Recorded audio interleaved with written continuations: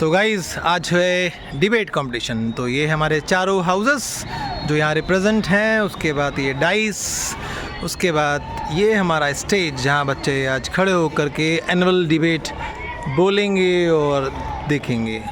और देखने वाले नीचे ये हमारे विनय भैया अपने इंस्ट्रूमेंट के साथ। और फाइनली चीज़ आती है हमारी ट्रॉफीज़ की बारी। तो ये क्योंकि 3 कैटेगरी में है, इसलिए प्राइमरी लेवल के गिफ्ट, जूनियर लेवल के गिफ्ट, उसके बाद हमारे सीनियर लेवल की ट्रॉफीज़।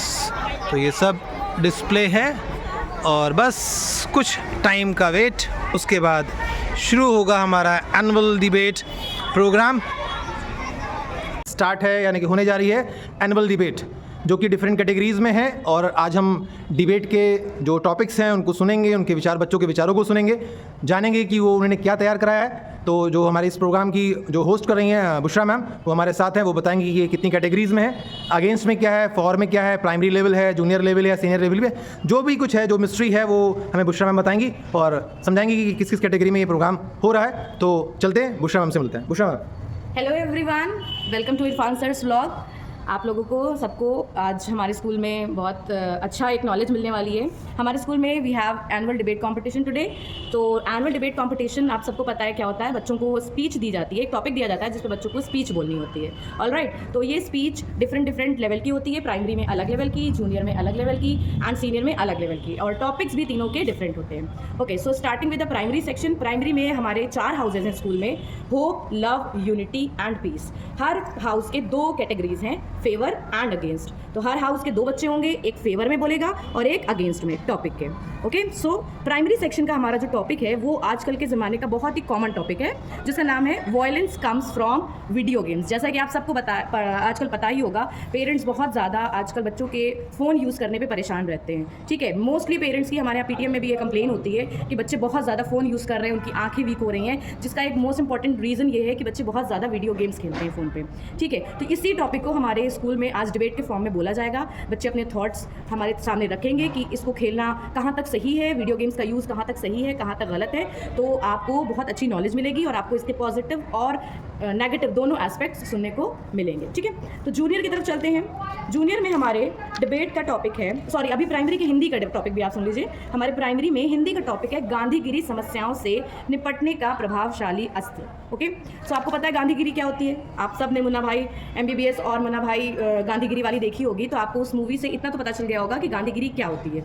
गांधीगिरी होती है जब हम किसी को फिजिकल वायलेंस ना करके अपनी बात मनवाएं, लेकिन प्यार से।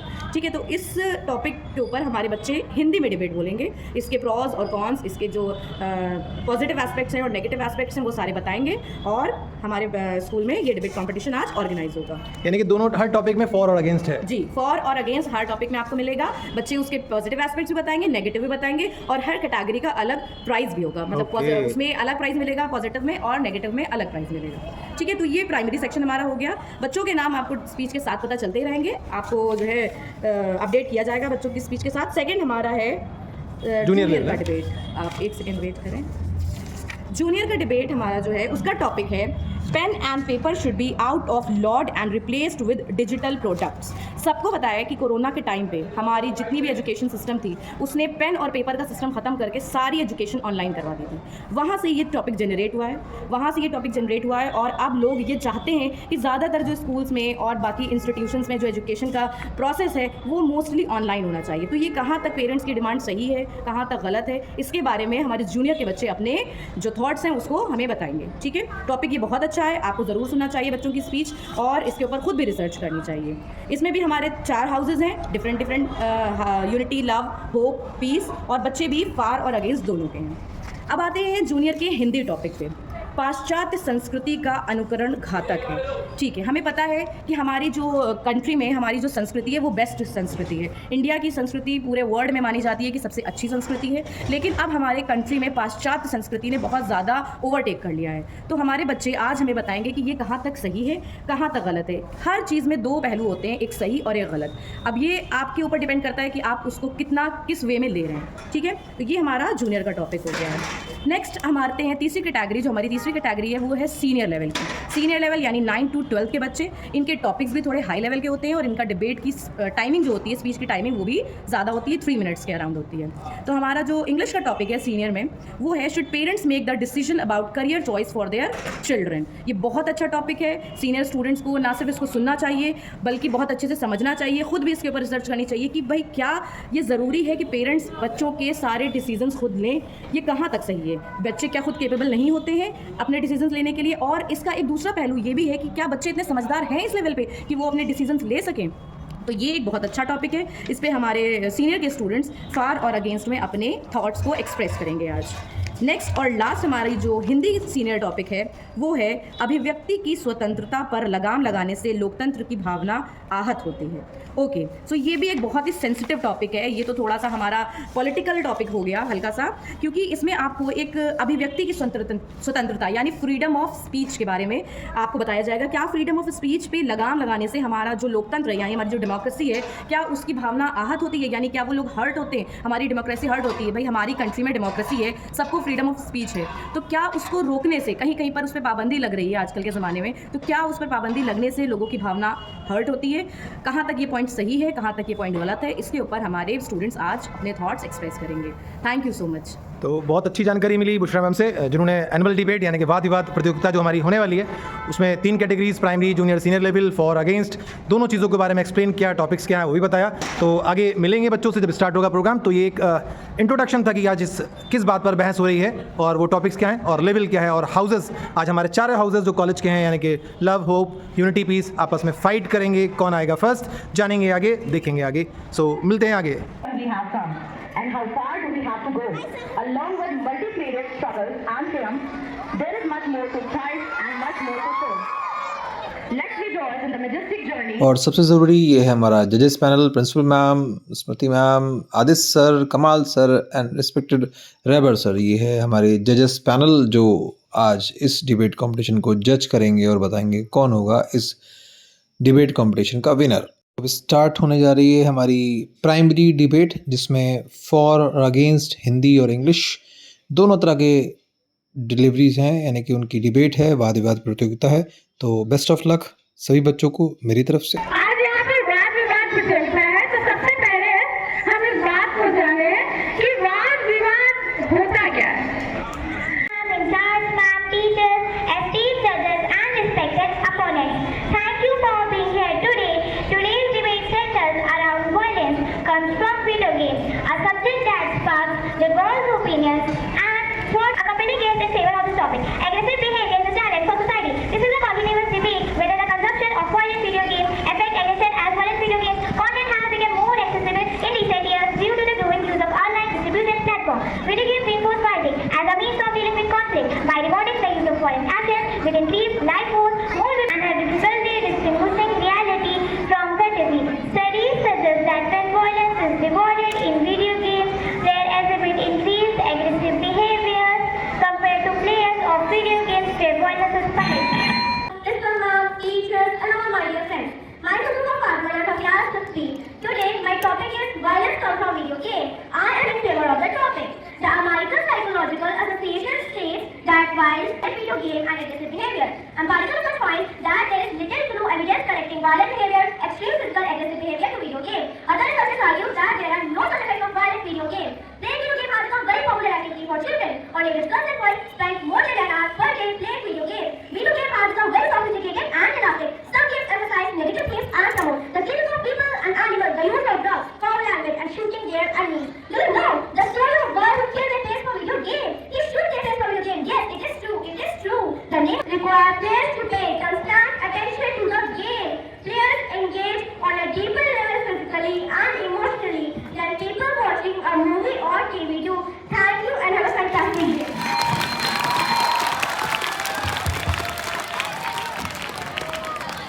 Violence comes from video games. I am going to talk in the favor of this topic. Let's begin. Karthik Saraf. At the Angel Sings, video games violence plans to kill us all.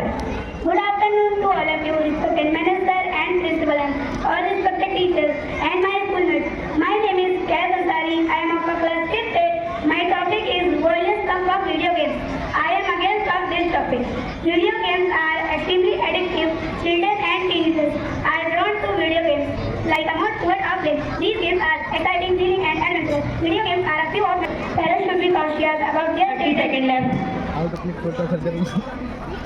Maintaining the age limit, parents can also introduce children to physical games that are much more rewarding. Thank you. Have a nice day.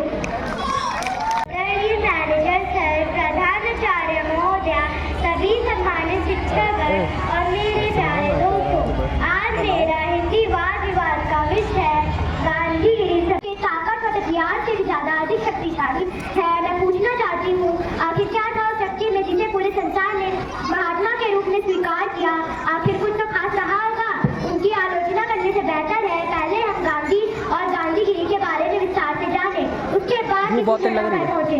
हिंसा किसी मनुष्य, समाज और देश के लिए इसका नहीं हो सकता। गांधी जी ने हर सत्य और हिंसा को आधार बनाकर जीता। अंत में मैं सिर्फ इतना बोलना चाहूंगी, सिर्फ एक सत्य, एक अहिंसा, दो है जिनके हथियार, उन हथियार।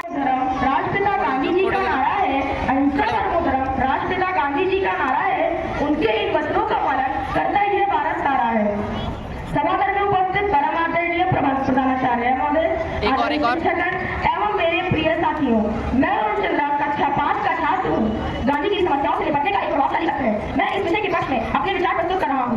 गांधीगिरी एक ऐसा शब्द है जो हमारे राष्ट्रपिता महात्मा गांधी जी के सिद्धांतों से जुड़ा हुआ है। मैं चाहता हूँ कि बापू आकर देखिए अपना हिंदुस्तान, गांधी बात को बना रहे सब अपना मान। उपस्थित सभी सज्जनों एवं गुरुजनों को मेरा धन्यवाद। आपका दिन शुभ हो। प्रिय मित्रों, मैं रुशान आज आपके समझ गांधीगिरी समस्याओं से निपटने का प्रभावशाली अस्त्र है नामक विषय के पक्ष में अपने अनुभव साझा करने जा रहा हूँ। गांधीगिरी से देश में शांति लाई जा सकती है। भूख भय भ्रष्टाचार को मिटाने के लिए गांधीगिरी प्रभावशाली अस्त्र है। विश्व में चल रही हथियारों की दौड़ गांधीवादी विचारों से ही खत्म की जा सकती है।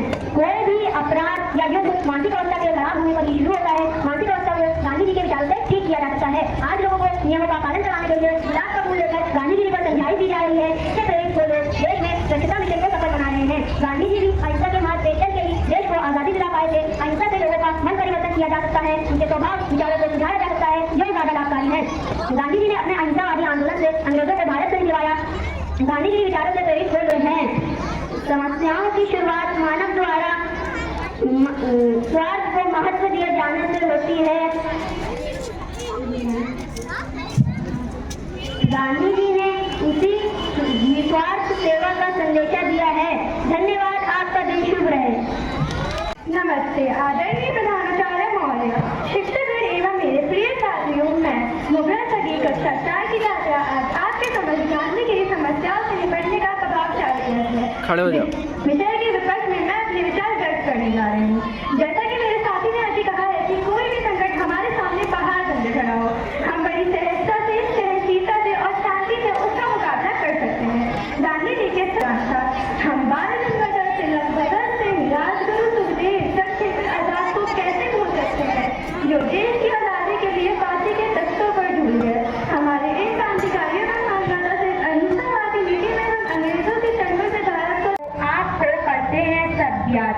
शुभ दोपहर आदरणीय प्रधानाचार्य महोदय, शिक्षकगण एवं मेरे प्रिय साथियों, आज मैं इनायत सहनोज कक्षा 4 की छात्रा वाद विवाद प्रतियोगिता के अंतर्गत गांधी की समस्याओं से निपटने का प्रभावशाली नहीं है के विपक्ष में कुछ विचार लेकर हैं। यह दीवार होती है धर्म की, परंपराओं की। आज हम अपने बच्चों को वही सिखाते हैं जो हम चाहते हैं। इस प्रकार हम बच्चे के विकास की प्रक्रिया को ऐसे ही कुंठित कर देते हैं जैसे किसी फूल को उसके स्वाभाविक रूप से खिलने से रोक दिया जाए। ऐसे में गांधी जी का कोई भी विचार कैसे और कितना प्रभावित करेगा इसका अनुमान नहीं लगाया जा सकता। हमें बचपन से ही विरोध न करने की सलाह दी जाती है। इसी तरह हम भ्रष्टाचार जैसी गंभीर समस्याओं का भी विरोध नहीं करते। यदि विरोध करता है तो सुनना नहीं चाहते। सोचने के ढंग से बचपन में ही कुंठित कर दिया जाता है। यदि व्यक्ति के मन को वैज्ञानिक दृष्टि से विकसित कर दिया जाए तो वह धर्म और परमात्मा को मानने के लिए तैयार न हो। ऐसे में समस्याएं वही की वही मरते खपते इंसानों के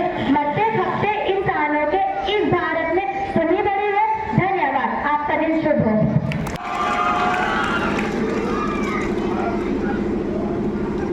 तो गाइस नंबर आता है हमारे जूनियर सेक्शन का। ये है हमारे इंग्लिश अगेंस्ट वाले बच्चे। ये चारों बच्चे हमारे इंग्लिश अगेंस्ट के लिए हैं। उसके बाद हमारी ये लड़कियां खड़ी हैं, बच्चे खड़े हैं, ये है फॉर के लिए इंग्लिश में। लास्ट में है कृष्णा बानू।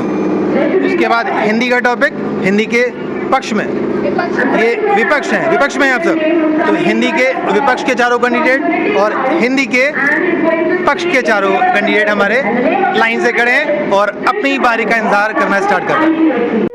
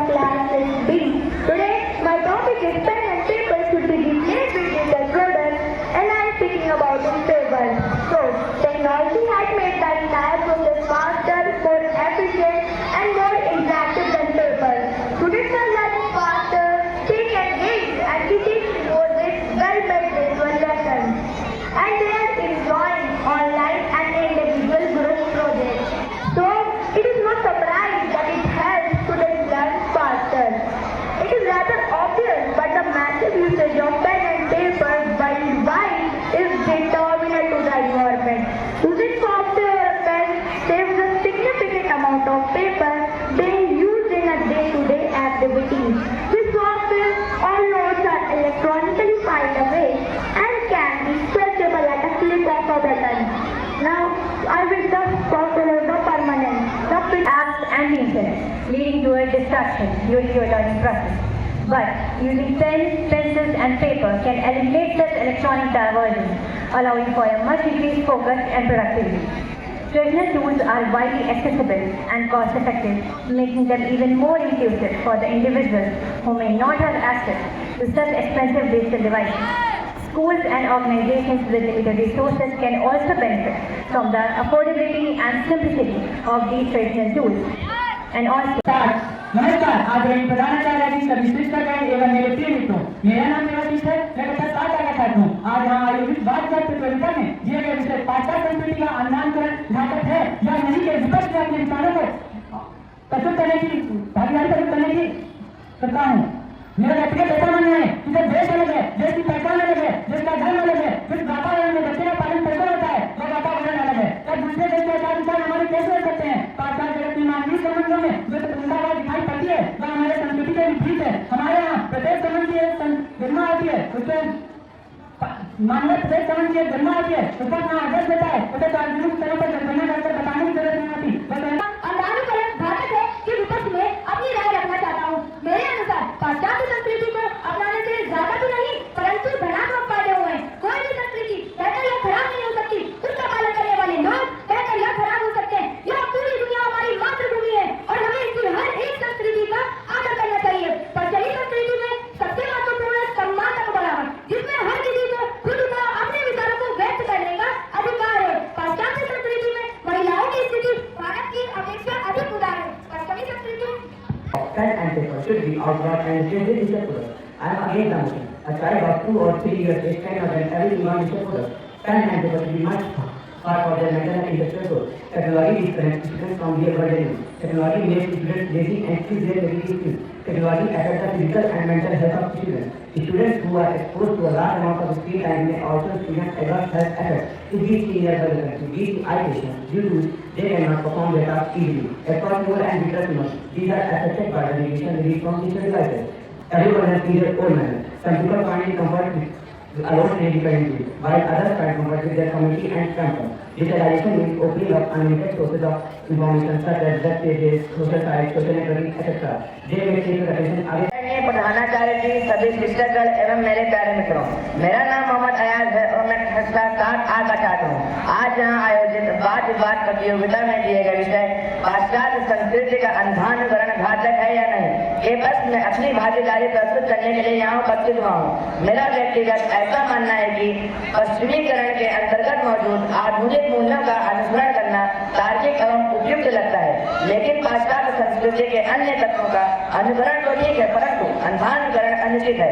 पाश्चात्य संस्कृति का अनुकरण करने की होड़ में हमें अपनी संस्कृति, भाषा, वेशभूषा, कला, रहन सहन, साहित्य इत्यादि को कभी नहीं भूलना चाहिए।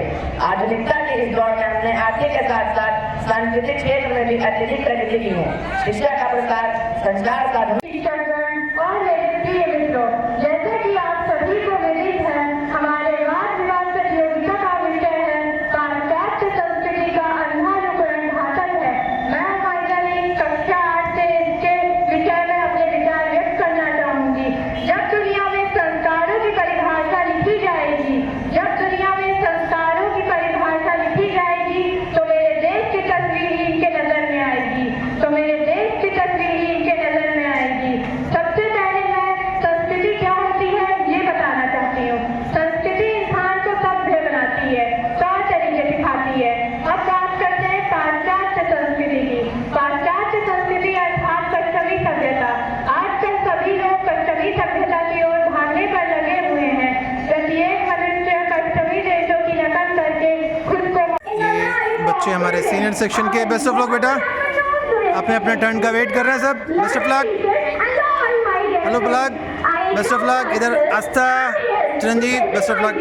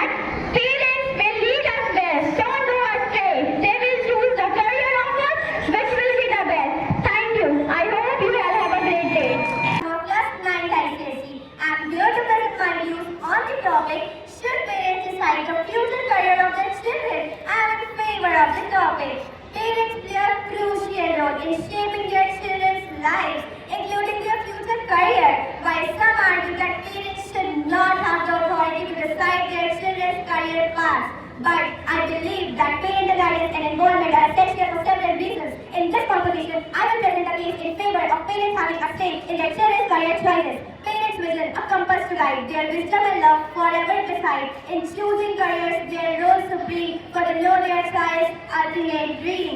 Parents possess a wealth of life experience and wisdom that can greatly benefit their children.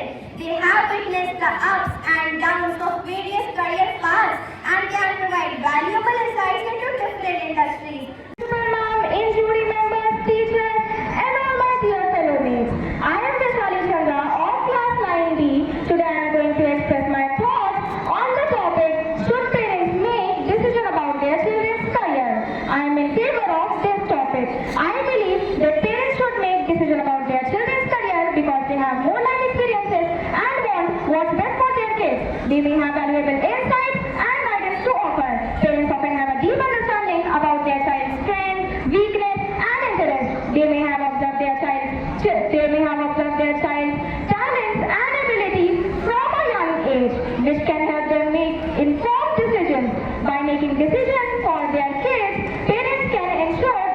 kids will have a future and avoid potential pitfalls.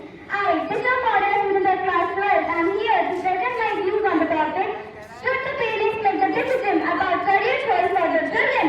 I believe not. Let me ask you a question first. How does the thought of a parent choosing a career for you sound? Ridiculous? Well, unfortunately for some people, this is their reality. Working in a career path their parents want them to work in. Even though many parents have good intentions when it comes to choosing a career path for their children, but they often forget to take into consideration what their children want to do or are interested in. They may be thinking about the financial stability that comes with the job or the prestigious titles that the job may offer. But the negative impact that the children may experience in present speech against about the topic, parents should make career decisions for their children. Career is an important part of life and impacts the quality of one's entire living. The child has only one chance in his or her lifetime to make a choice on what he or she really wants to pursue. Thus the importance of giving the child an opportunity to establish the kind of job or activities that he or she will undertake to realize their dreams. Failure to make a correct career choice and lead to the wrong profession. The child has some abilities, interests and right attitudes to perform the tasks that are prerequisites to that particular field. Wrong decisions result in dwelling in bad performance and eventual failure to actualize career satisfaction. Some cases have been reported where the child is put aside and earned a degree. Teachers, jury members and all the blooming birds of Exxon. I am Mohammad Asir of Class 9th SC. I am here to express my views on the topic, should parents be able to decide the future career of their children? I firmly believe that children's career paths are to be decided by themselves only. Every individual has unique talents, passions and aspirations. Allowing children to decide their own future career empowers them to pursue paths that align with their personal interests and values, develop essential skills and find personal fulfillment. Ultimately, they can become happier, more resilient and successful individuals who can contribute meaningfully to the society. Lastly, I would like to say, for in the children's heart, the future lies bright. Let children bright but not dim their light. Thank you and have a nice day. इसके पक्ष में अपने विचार आपके समक्ष प्रस्तुत करने जा रहा हूँ। आशा करता हूँ कि आप मेरे विचारों से सहमत होकर खुले हृदय से मेरा समर्थन करेंगे। माननीय भारत के संविधान के अनुच्छेद 19(1) के तहत सभी को अभिव्यक्ति की स्वतंत्रता दी गई है। अभिव्यक्ति की स्वतंत्रता अपने भावों और विचारों को व्यक्त करने का एक राजनीतिक अधिकार है। इसके तहत कोई भी व्यक्ति न सिर्फ अपने विचारों का प्रचार प्रसार करता है बल्कि किसी भी सूचना का आदान प्रदान करने का अधिकार रखता है। अभिव्यक्ति की स्वतंत्रता आजादी है। अभिव्यक्ति की स्वतंत्रता आजादी है। बिना हिचक अपने पहलू को सामने रखना आजादी है। कहने को अपनाते हैं, जिनको बस विरोध करना है व्यक्ति गान बजाते हैं। आदरणीय प्रबंधक महोदय, सम्मान्य प्रधानाचार्य जी, अध्यापकगण, निर्णायक मंडल एवं अपने मित्रों का मैं सादर अभिवादन एवं स्वागत करता हूँ। मैं चिरंजीव कक्षा 9 का छात्र हूँ। आज मैं यहाँ पे वाद विवाद प्रतियोगिता के मुख्य विषय अभिव्यक्ति की स्वतंत्रता पर लगाम से लोकतंत्र की भावना आग होती है के पक्ष में अपने विचारों को प्रस्तुत करने के लिए उपस्थित हूँ। आशा है आप सब मेरे विचारों से अवगत होते हुए मेरा समर्थन खुले मन से करेंगे। लोकतंत्र में हम सबको अभिव्यक्ति की आज़ादी, लोकतंत्र में हम सबको अभिव्यक्ति की आज़ादी, अगर लोग इस पर लगी तो कैसी आज़ादी? संविधान हमें इजाज़त देता है कि हम अपनी बात बेबाकी के साथ मौखिक या लिखित रूप से प्रस्तुत कर सकते हैं, परंतु अक्सर यह देखा जाता है कि जब भी कोई व्यक्ति अपनी बात को तथ्यों के साथ पूर्ण प्रमाणिकता पूर्वक रखता है तो कुछ सामाजिक उसका विरोध करते हैं। माननीय उच्च न्यायालय एवं सर्वोच्च न्यायालय भी उस व्यक्ति के आदरणीय प्रबंधक महोदय, प्रधानाचार्य जी, समस्त शिक्षकगण एवं मेरे प्रिय साथी, नमस्कार। मैं आपका मतलब कक्षा 12वीं की छात्रा हूँ। आज का मेरा विषय है कि अभिव्यक्ति की स्वतंत्रता पर लगाम से लोकतंत्र की भावना आहत होती है या नहीं। जी हाँ, मैं इसके पक्ष में अपने विचार प्रस्तुत करने जा रही हूँ। मान्यवर, हमारा संविधान हमें अभिव्यक्ति की आजादी प्रदान करता है। इसकी 19, 20, 21 बार क्रमशः की धाराएं प्रत्येक नागरिक को बोलने का अधिकार देती है। इसके अंतर्गत प्रत्येक नागरिक अपने विचारों को बेबाक दूसरों के समक्ष रख सकता है। जैसा कि हम सभी जानते हैं कि बोलना, लिखना ये सभी अभिव्यक्ति के माध्यम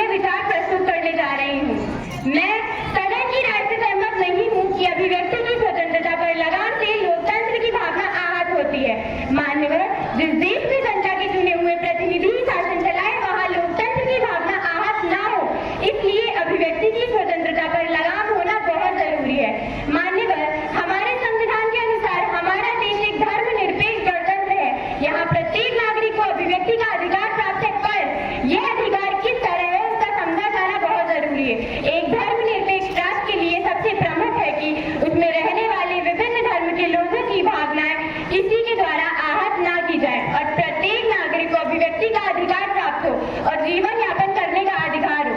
जब जो चाहे दूसरे धर्मावलंबियों पर कीचड़ उछालने के लिए स्वतंत्र नहीं है। प्रजा के हितों की रक्षा सरकार का प्रमुख कर्तव्य होता है। अलगाव व सांप्रदायिकता जैसी स्थितियों में देश की भीतरी सुरक्षा के लिए जरूरी है कि संवेदनशील मुद्दों पर ना तो प्रतिक्रिया व्यक्त की जाए और ना ही उसे बढ़ावा दिया जाए। मान्यवर माना कि लोकतंत्र की आत्मा अभिव्यक्ति की स्वतंत्रता है, परंतु इसका मतलब यही बात हमारे लोकतंत्र में न्यायपालिका का दर्जा सबसे बड़ा है और उसकी अनदेखी कर विचारों से देश में उत्तेजना फैलाने और समाज के निर्णयों को अपने हाथ में लेने बिना किसी संवैधानिक कारण से एकमात्र प्रसिद्ध होने के लिए ऐसी बातें बोलने या लिखने जिससे रातों रात यश और समृद्धि प्राप्त हो सके। कि किस प्रकार की अभिव्यक्ति की आजादी है मेरी समझ से तो परे है। कानून के दायरे में रहकर ही सत्ता को चलना होता है और कानून की सीमाओं में ही प्रत्येक व्यक्ति को अपना जीवन जीने की आजादी है, क्योंकि हमारा संविधान ही हमारा सबसे बड़ा कानून है। अंत में मैं अपनी वाणी को विराम देते हुए बस इतना ही कहना चाहूंगी कि सब अपने अपने तरीके से अभिव्यक्ति की आजादी का इस्तेमाल कर रहे हैं, कोई जलाकर तो कोई गली कटी बातें सुनाकर। धन्यवाद। पर अगर कोई रोके इनको कहते नहीं कहानी। आदरणीय प्रबंधक महोदय, प्रधानाचार्य जी, शिक्षकगण एवं मेरे प्रिय साथियों, मैं माही मौर्य कक्षा 9वीं डी की छात्रा हूँ। बाल विवाद प्रतियोगिता के अंतर्गत अभिव्यक्ति की स्वतंत्रता पर लगाम से लोकतंत्र की भावना आहत होती है, इस विषय के विपक्ष में कुछ विचार लेके प्रस्तुत हुई हूँ।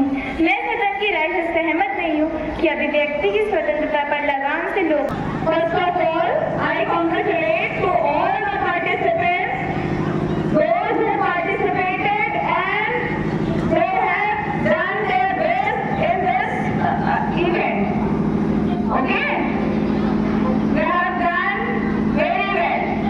I haven't expected this talent from you all. You all have learned well and debated well and performed well. And all the teachers who have prepared these students, I congratulate to them also.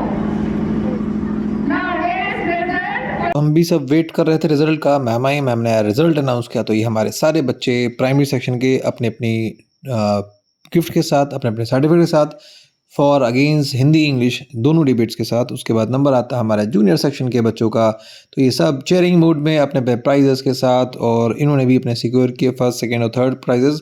Constellation prices भी इनको मिले। उसके बाद कहाँ पीछे रहना था हमारा सीनियर सेक्शन, तो बारी आई सीनियर सेक्शन की। तो ये सारी बच्चियाँ हमारी फर्स्ट, सेकंड, थर्ड और कॉन्सलेशन प्राइजेस के साथ अपनी अपनी ट्रॉफी और सर्टिफिकेट के साथ। तो गाइस प्लीज़ बताएं आपको कैसा लगा ये डिबेट कंपटीशन और कैसा लगा ये ब्लॉग। प्लीज़ कमेंट करें, शेयर करें और सब्सक्राइब करें। Thanks for watching.